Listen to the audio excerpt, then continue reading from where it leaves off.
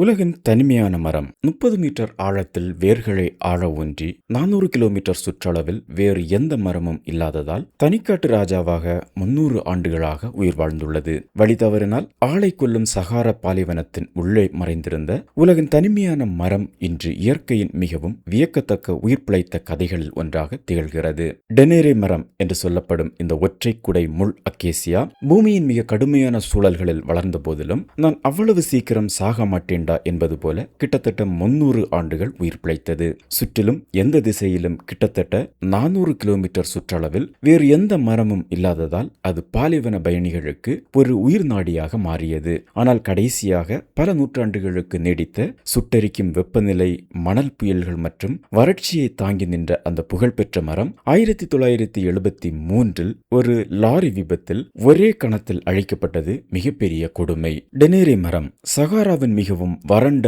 இரக்கமற்ற உயிரை எடுக்கும் பகுதிகளில் ஒன்றான வடகிழக்கு நைஜரின் தொலைதூரத்தில் டெனேரே பாலைவனத்தில் அமைந்திருந்தது. இந்த பகுதியில் மழைப்பொழிவு மிகவும் அரிதானது. அதே சமயம் கோடைக்கால வெப்பநிலை தொடர்ந்து 45 டிகிரி செல்சியஸிற்கு மேல் உயர்கிறது. இதனால் தாவரங்கள் செழித்து வளர்வதே கிட்டத்தட்ட சாத்தியமற்றதாகிவிடுகிறது. இங்குதான் அந்த மரம் 3 நூற்றாண்டுகள் வாழ்ந்ததாக நம்பப்படுகிறது. ஆயிரக்கணக்கான ஆண்டுகளுக்கு முன்பு ஆறுகள், ஏரிகள் மற்றும் காடுகள் வட ஆப்பிரிக்காவின் பெரும் பகுதிகளை சூழ்ந்திருந்த பொழுது இந்த பசுமையான சகாராவின் கடைசி எஞ்சிய மரம் இது என்று விஞ்ஞானிகள் கருதுகின்றனர். காலநிலை படிப்படியாக வறண்டபோது கிட்டத்தட்ட எல்லா மரங்களும் மறைந்துவிட்டன. இந்த தனித்த அக்கேசியா மரம் முற்றிலும் தனிமையில் நின்றது. பல தசாப்தங்களாக இத்தகைய வறண்ட நிலப்பரப்பில் ஒரு தனி மரம் எப்படி உயிருடன் இருக்க முடியும் என்று ஆய்வாளர்களும் விஞ்ஞானிகளும் வியந்தனர். 1938 இந்த மரத்தின் அருகிலுள்ள ஒரு கிணற்றை தோண்டிய பொழுது பொறியாளர்கள் அந்த மரத்தின் குறிப்பிடத்தக்க ரகசியத்தை கண்டுபிடித்த பொழுது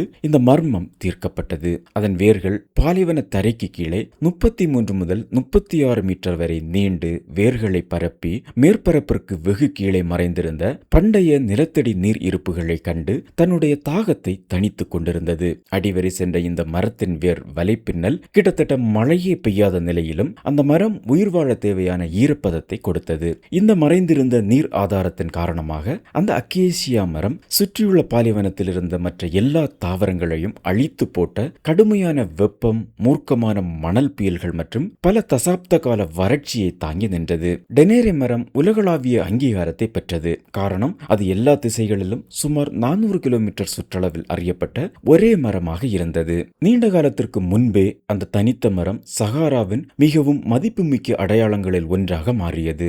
துவாரக் வணிக குழுக்கள், ஒட்டக வியாபாரிகள், ஆய்வாளர்கள், பிரெஞ்சு இராணுவ பயணங்கள், பிற்காலத்தில் வாகன ஓட்டிகள் என அனைவரும் முடிவில்லாத மணல் குன்றுகளின் நடுவில் வழி செலுத்துவதற்காக அதை சார்ந்திருந்தனர். அதன் முக்கியத்துவம் மிகவும் குறிப்பிடத்தக்கதாக இருந்ததால் வரைபடங்களை உருவாக்குபவர்கள் கூட வட ஆப்பிரிக்காவின் அதிகாரப்பூர்வ வரைபடங்களில் அந்த தனித்த மரத்தை குறித்தனர். இது ஒரு உயிருள்ள மரத்திற்கு அரிதாகவே கிடைக்கும் ஒரு கௌரவம். எண்ணற்ற பயணிகளுக்கு அந்த அக்கேசியாவை காண்பது என்பது உலகின் மிகவும் தனித்துவமற்ற நிலப்பரப்புகளில் ஒன்றின் வழியாக அவர்கள் சரியான பாதையில் செல்கிறார்கள் என்பதை குறித்தது. தலைமுறையாக மதிக்கப்படும் ஒரு இயற்கை சின்னமாக பாலைவனத்தில் மரங்கள் கிடைப்பது அரிதாக இருந்ததால் உள்ளூர் துவாரக் சமூகங்கள் அந்த மரத்தை மிகுந்த மரியாதையுடன் நடத்தின.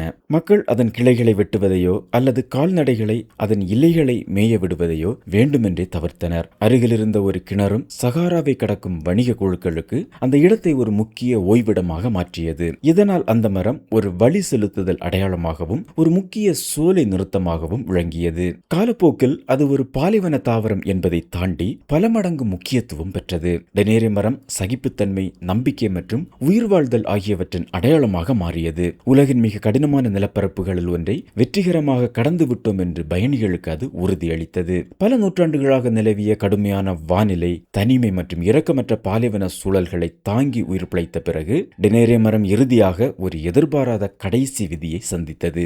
1973 அந்த புகழ்பெற்ற அக்கேசியா மரம் மீது ஒரு லாரி மோதியது.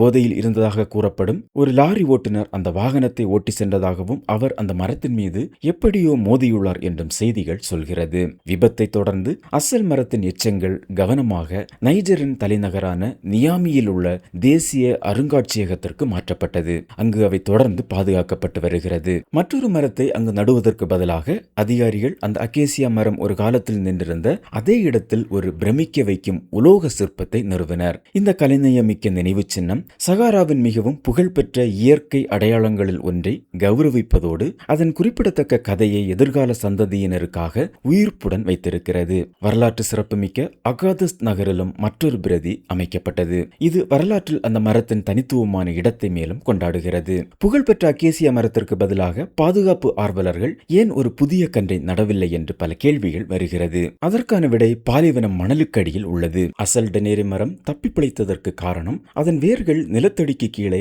30 மீட்டருக்கும் அதிகமான ஆழத்தில் இருந்த நிலத்தடி நீரை சென்றடைய பல தசாப்தங்கள் தேவைப்பட்டன. தொடர்ச்சியான நீர்ப்பாசனமும் பராமரிப்பும் இல்லாவிட்டால் புதிதாக நடப்பட்ட ஒரு மரம் இத்தகைய விரிவான வேர் அமைப்பை உருவாக்குவதற்கு வெகு காலத்திற்கு முன்பே இறந்து போயிருக்கும். பூமியின் மிக வறண்ட இடங்களில் ஒன்றான அந்த பகுதியில் அந்த அசல் மரத்தை தக்க வைத்த இயற்கை சூழலை மீண்டும் உருவாக்குவது கிட்டத்தட்ட சாத்தியமற்றது. எனவே இந்த நினைவு சின்னம் அந்த மரத்திற்கு மட்டுமல்லாமல் அது உயிர்வாழ காரணமாக அமைந்த அசாதாரணமான புவியியல் சூழலுக்கும் ஒரு அஞ்சலியாக திகழ்கிறது.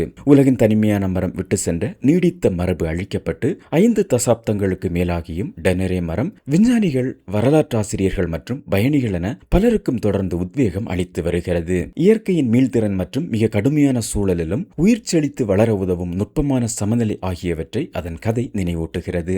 சகாரா பாலைவனத்தில் கிட்டத்தட்ட 3 நூற்றாண்டுகளாக தனித்து நின்ற அந்த மரம் பாலைவனத்தின் ஆழத்தில் மறைந்திருந்த நிலத்தடி நீரை கொண்டு உயிர் வாழ்ந்ததோடு முடிவில்லாத மணல் மேடுகளுக்கு இடையே பல தலைமுறை மக்களுக்கு வழிகாட்டியாகவும் திகழ்ந்தது. அந்த உயிருள்ள அகாசியா மரம் இப்பொழுது இல்லை என்றாலும் அது இருந்த இடத்தை குறிக்கும் நினைவு சின்னம் மற்றும் நைஜர் தேசிய அருங்காட்சியகத்தில் காட்சிப்படுத்தப்பட்டுள்ள அதன் பாதுகாக்கப்பட்ட எச்சங்கள் ஆகியவற்றின் மூலம் அதன் மரபு இன்றும் நிலைத்திருக்கிறது.